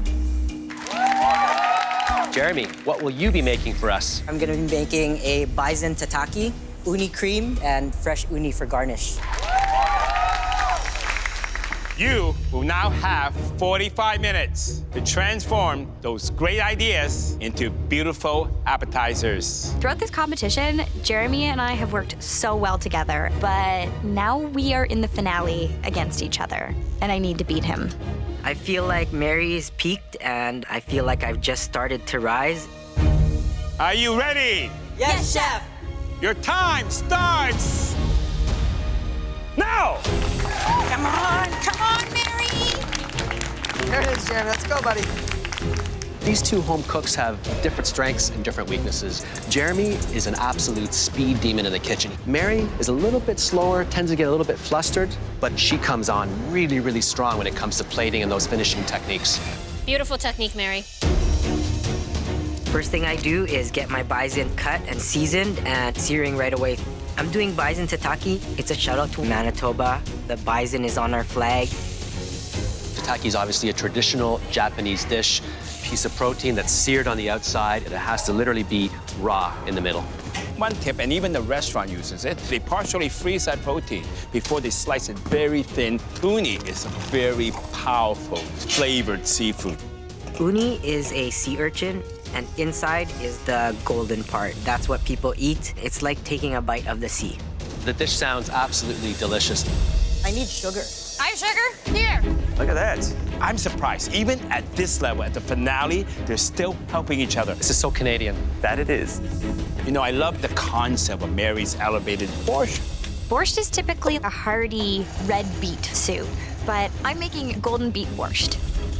Mary's a master at taking classic traditional food ideas and elevating them and giving them a little bit of a twist. I'm also making beet cured trout. Typically, when you're curing fish, you need 24 hours to really get the flavors in there. I don't have that. So I need to juice the beets and really bump up the flavor in the marinade. The raw beet juice could be a bit harsh, a bit too earthy, so I hope she gets that right balance. So much time. Hi there, Mary. Hi, Chef Michael. How are you? So you've chosen to do borscht. I have. And this is not any ordinary borscht, though. It's going to be served cold, but also raw. Exactly. Any concern in slicing that piece of trout nice and thin and evenly? I'm actually doing it in little triangle medallions. It's going to be bright, fun. It's going to look like me on a plate. Look forward to trying it. Thanks, Mary. Thank you so much, Chef.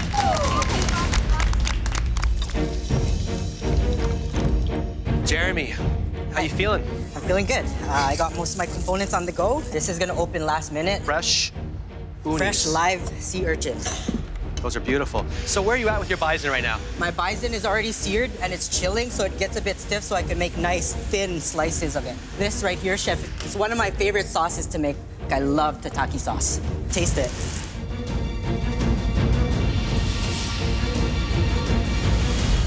Wow, that's insane. That's the most delicious thing I've ever had from you here in this kitchen. Yes, Thank you, Chef. Wow. 15 minutes, you have 15 minutes left. Mary is just starting to take her marinated trout out of her beet mixture there. Yeah. And that is a messy job. Curing takes sometimes days. The only protein on this plate is that fish, and if it's not cured properly, the dish won't work. Now, her idea was to cure that trout in the beet juice, but I don't think there was enough time to achieve that cure. She's squeezing some lemon juice onto it now. That'll speed up a little bit more of a cure there. That's a smart move. 5 minutes, you got 5 minutes. Better start plating. I'm cutting into my bison, and I don't like the thickness of the cuts. The way that he's hacking through that bison right now, he's kind of tearing the meat. Jeremy's actually pounding it to make sure that he has that even thickness right around. Well, that's a good comeback. But he hasn't even opened those live sea urchin yet. They take a while to process. This is the opening to my menu. Everything needs to be perfect on it. Oh, look at that pretty color. 3 minutes, you have 3 minutes left, come on! Look at Jeremy, I don't see those live sea urchins. How is he gonna pull this off? Here we go, here we go. He's about to open up his sea urchins. Wow. 1 minute, you have 1 minute left, come on! Let's hustle, let's go. 10, 9, 8, 7, 6, 5, 4, 3, 2, 1, hands up!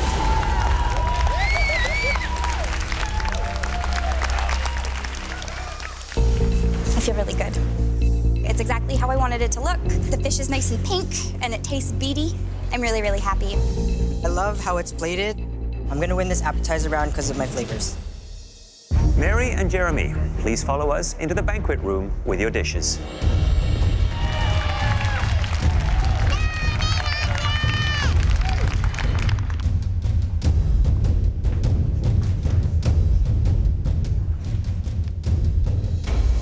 Mary, please bring your dish forward.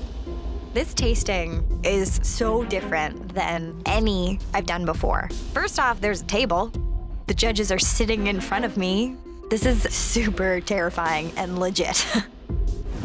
I did a take on borscht. There's little pillows of a horseradish goat cheese, beet cured trout, and caraway breadcrumb.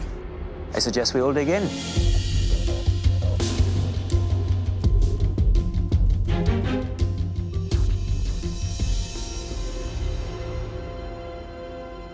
Mary, this trout is a little flat in flavor. The cure didn't fully sort of take place. But what I really love about this, that acidic hit that you get, absolutely wonderful. Works really well with the earthiness of those beets. Love the bright color. It is borscht in a very modern kind of way. This is sort of new, energetic, vibrant thinking. Overall, a great dish.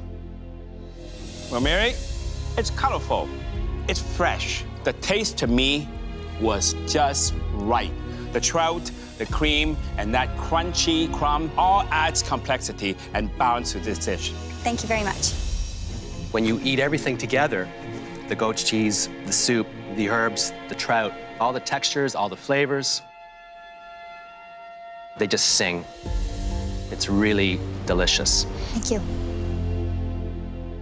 Okay, Jeremy, please bring up your dish. I'm super proud of this dish. I just want to win. That's all that's going through my mind. A bison tataki with uni cream, fried lotus chips, and a tataki sauce.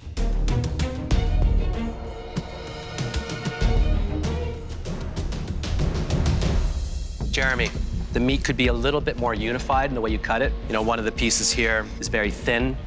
This one's a little bit thicker. My advice to you is take that large piece of bison, cut it into quarters.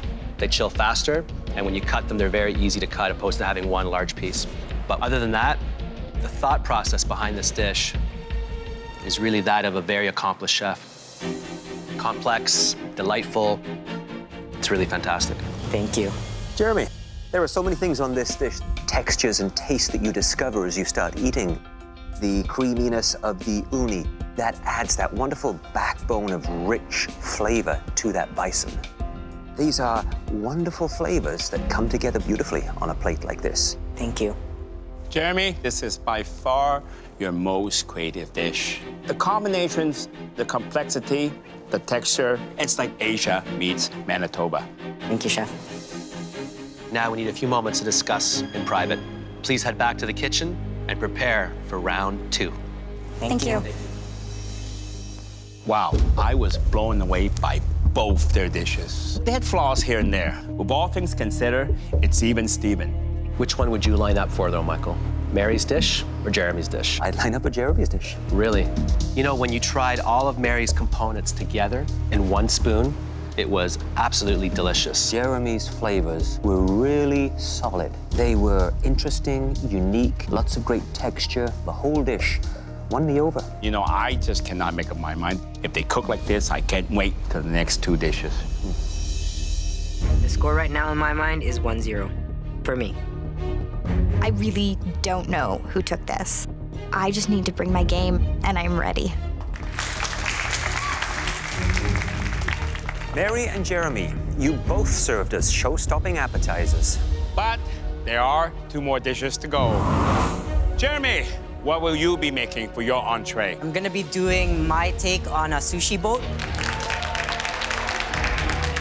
So, Mary, how do you plan to compete with that? I'm going old school. I'm gonna do my take on surf and turf. You have just 1 hour and 15 minutes to cook us the best entree that either of you have ever cooked in your lives. Are you ready? Yes, Chef. Show us what you got, starting now! We're seeing both Jeremy and Mary cooking with a lot of heart and soul. but the dishes are complete polar opposites. One is modern Asian, and the other dish is very old school, very homey. I don't eat meat, so surf and turf, it's definitely a risk. But I came here to take risks and win MasterChef Canada. Jeremy is taking 4 sushi-inspired dishes. He's got a lot of things to pull together there. Now, Jeremy's sushi boat has to be elevated. It can't be sushi that you get in a kiosk at a shopping mall. This has to be sushi that we've never seen before anywhere. I'm making sushi because sushi got me my apron, so I'm thinking sushi's gonna get me the title.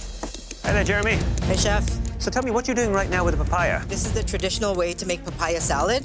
So you cut into it down to close to where the seeds are at, and then you take a slicer and you do this. That's the way that it's traditionally made in Southeast Asia. That's amazing.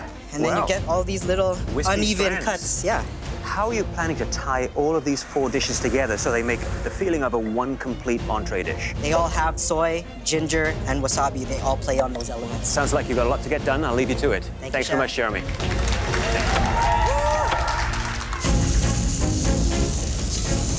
Mary has been so good with meat, I sometimes forget she's a vegetarian. When I'm cooking meat, I need to go by eye and smell and feel. This pressure is insane.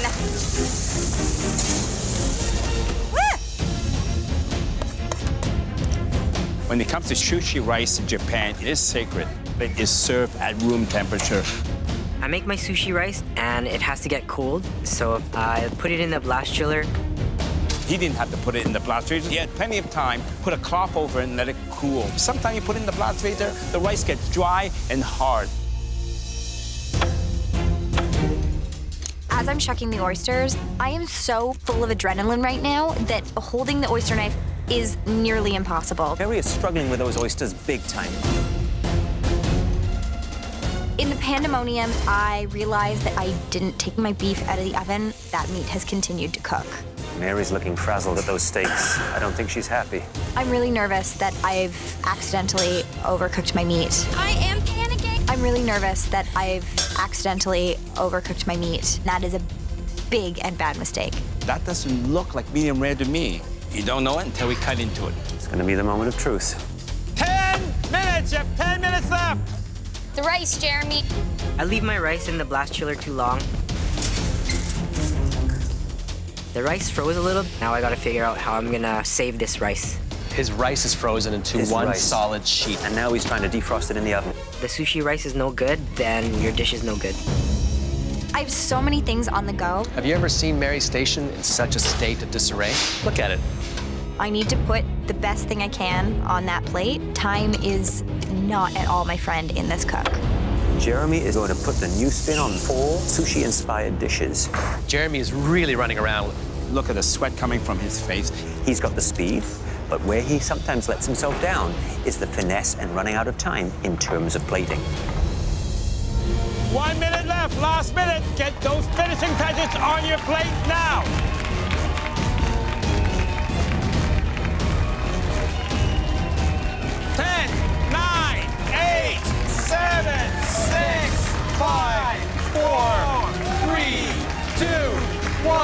Hands up! Great job, guys. Good job, babe. Good job. I feel good. I didn't think I was gonna get everything on the plate, but I pulled it off. I'm really worried that my meat is over. I really don't want it above medium.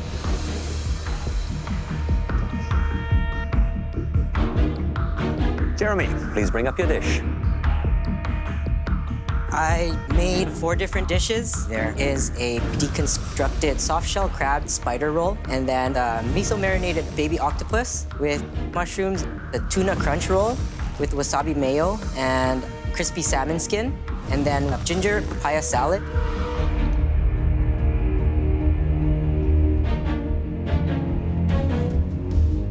Well, you know, Jeremy, I was a little bit worried about the rice because you had it in the blast chiller and you had it in the oven. But you know something?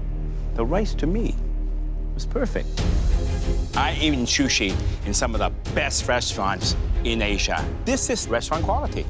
Just absolutely creative and delicious. Thank you, Chef. Jeremy, this is a feast for one's eyes. And I know that you have been challenged at times with plating. You'd never know that looking at these 4 dishes. The tuna roll, very clean, very well executed.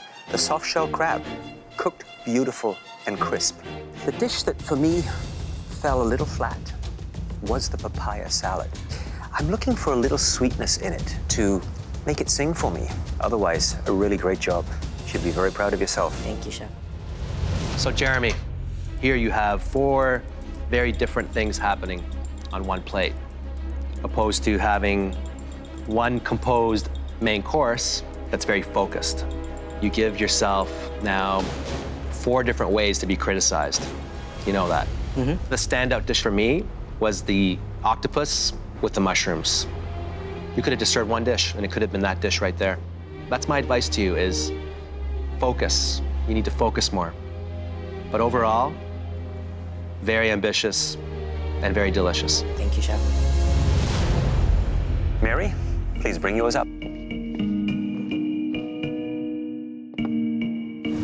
So this is my take on surf and turf. It's a seared beef tenderloin with fried oysters and an arugula and sea asparagus pesto. It's a beautifully composed plate on every level, but I know right now you're absolutely agonizing, wondering what is happening inside this piece of meat here. I am just cringing, waiting to see the center.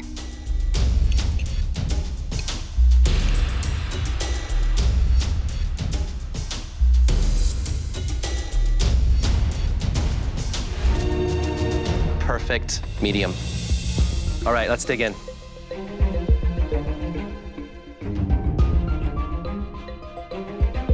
Mary, the ingredients that you chose to put on this dish, I think were well thought out, they work together, and it's a fun play on surf and turf.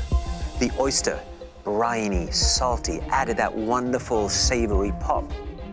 A lovely, thoughtful, excellently executed dish. Thank you.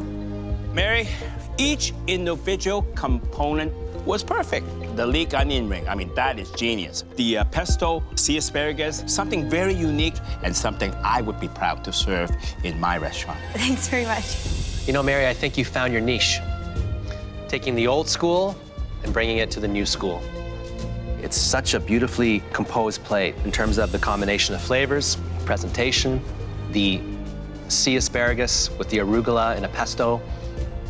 That's the first time I've ever had those 2 together, and they work brilliantly. It's pretty outstanding. It really is. Thank you. We need a moment to discuss. Thank you. Thank you, chefs. Mary's dish was very close to perfect. Jeremy, his 4 individual plates, I was just blown away by the caliber of his presentation, the variety and complexity of the dishes. I think 2 of those dishes that he produced were knockouts, absolute knockouts. However, Jeremy, I think, set himself up in some ways for more criticism because he chose to do 4 different dishes. Mary chose 1 dish, which I think she nailed on every level. I hope we're gonna get more clarity in the dessert round. I hope so too. We have to. I feel like I took this round. Everything went well together. My mind, the winner of the entree round is me. It's all down to dessert, and I'm good with desserts. So far, you've both delivered knockout appetizers and entrees. Now it's time for your desserts. Jeremy, what are you planning for your dessert? Milk tea panna cotta with coconut tapioca and jackfruit ice cream. My inspiration for this is my mom. She cooked with all of these flavors. Jackfruit was her favorite. What about you, Mary? What's the dish that you're going to make? A blueberry financier with a buttermilk corn ice cream. This dessert just makes me think of driving up to the cottage with my family and stopping to get corn on the side of the road and going to our favorite blueberry lady. You now have 60 minutes to make us a world-class dessert.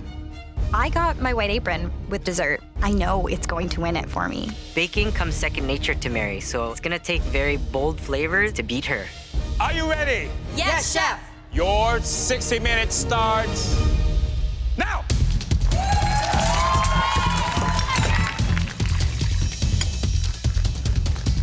Right now I'm working on my financier, getting the dry ingredients all ready. It's like a pound cake. It's a little bit lighter. There's egg whites that are folded into it.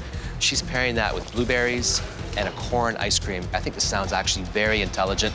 Corn and blueberries just kind of make sense to me. They both grow at similar times, so Mother Nature wants them to be eaten together. Jeremy, on the other hand, he's doing something that I think sounds really quite adventurous. I'm making a milk tea panna cotta and a jackfruit ice cream. Panna cotta. It essentially means cooked cream, so you have to warm up your cream base, flavor it, add gelatin to the warm panna cotta mixture. You then need to strain it, and then it has to set and chill. Jeremy. Hi, Chef. Do you feel like the underdog in the dessert competition? I've always felt like the underdog, especially when it came to baking, but more so now that I'm going up against Mary. This is beautiful. Look at that. Fresh jackfruit. You are really cooking with the Philippines in mind and your mother in mind. Yes, Incredible. all these flavors, every single component on this dish reminds me of her. Good luck. Thank you. Mary, Hello. how you doing? Are you feeling confident? I am feeling confident. I'm confident with my flavors. It's gonna be tasty and different. How do you feel about what Jeremy's doing? His dessert sounds incredible. It does sound incredible, and it's a lot of flavors I've never worked with before. He has a beautiful, beautiful palette. I'm gonna have to run to the blast chiller, I'm sorry. Don't drop it. I'm worried about this. She's got to get here fast, so that's going to burn.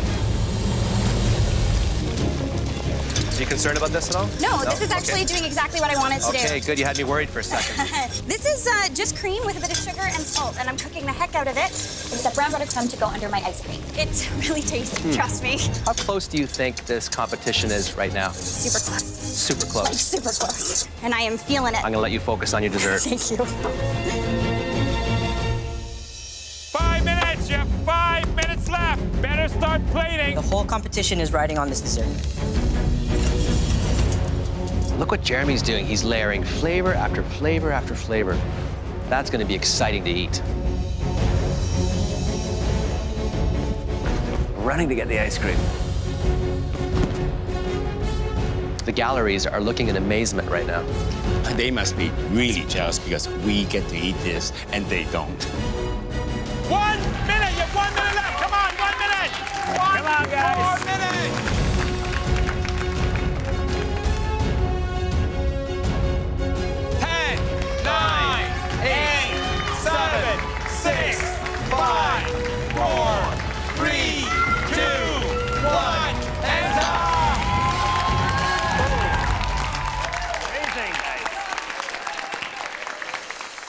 I am so happy with my final dish.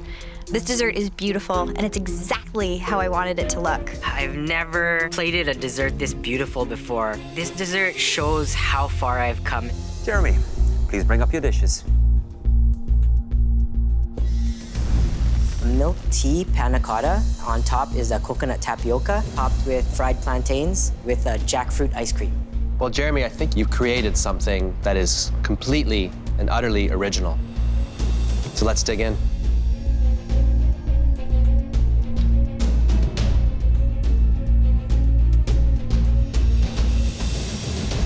You know, Jeremy, all that different textures coming together, to me, that is genius. This is not at all too sweet, too sour. It's very difficult to bake panna cotta with milk tea because it has to be very, very strong. And of course, being at the bottom of the dessert, so you're gonna hit that last. Now, that, I guess you could have made that slightly stronger, heavier on the teeth, but I just want to take spoonful and spoonful. I love it. Thank you, Chef. When I watched you prepare it and I heard you describe it, I didn't understand it. I don't like this at all. I love it. Thank you. Speaks to me in so many different levels. Texturally, it's incredibly advanced. The flavors just keep changing and morphing. The top layer has that beautiful tapioca, which I love. And then when you think you figured it out, you dig a little deeper and you find this beautiful tea and milk panna cotta. I've never had anything like it. You took all the flavors that your mom introduced to you and you've just created a new dessert. Incredible. Thank you, Chef. It is so light and so unique and interesting. The tapioca pearls have a wonderful mouthfeel. You sort of want them to dance around on your palate as you taste that little bit of coconut. You then have that refreshing citrus layer that is so bright and clean, yet still light. This is a great dessert. Thank you, Chef. Mary, please bring your dessert up. I made a blueberry financier with some brown butter crumb, some kettle corn for the plate, a blueberry sauce for the bottom, and a buttermilk corn ice cream. Right, let's taste.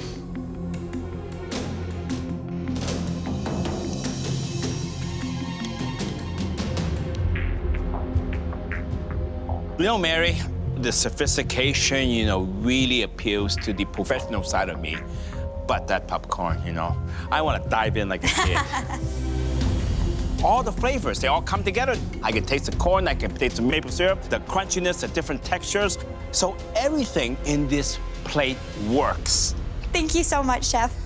Mary, this is truly a lovely little dessert. The actual cake itself has a sort of a humble quality to it, but with your presentation, you've been able to elevate it. The financier cake has a little bit of a lemony touch to it. It has a little bit of that cornmeal, which adds a nice little texture crunch to it. Beautiful blueberries in there. Wonderful, absolutely wonderful. Thank you.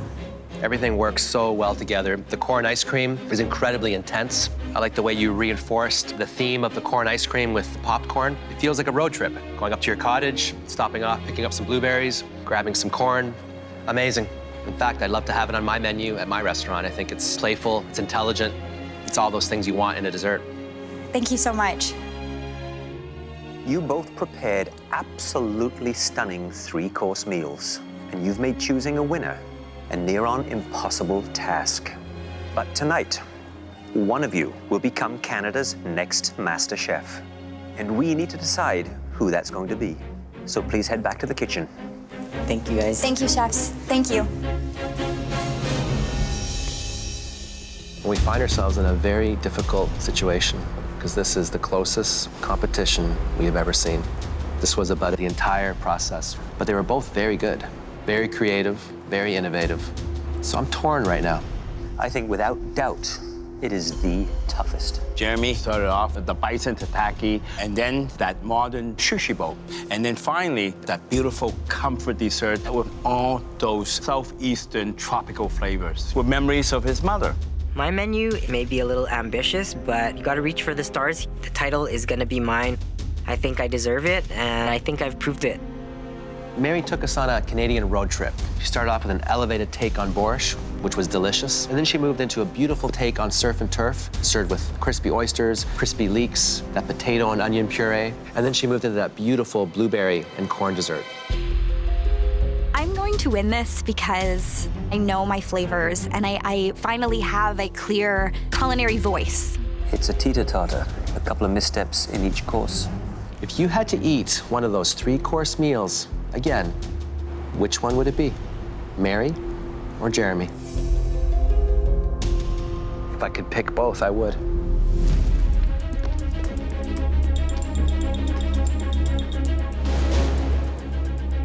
Mary and Jeremy, you both made a decision to follow your culinary dreams. And those dreams led you here to the MasterChef Canada kitchen.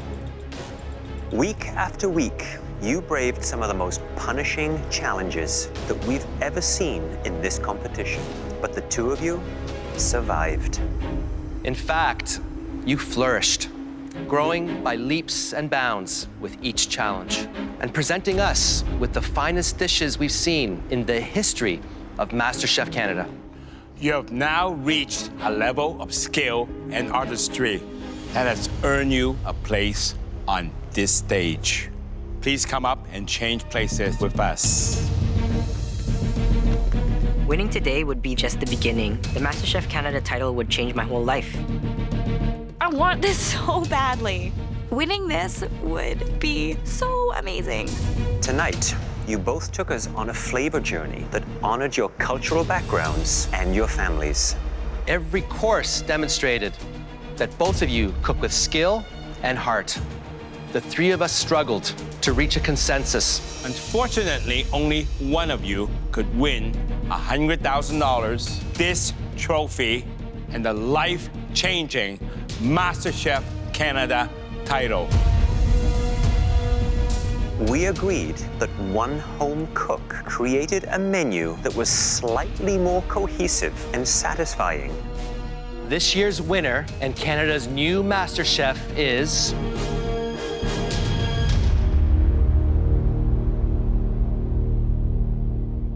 Mary.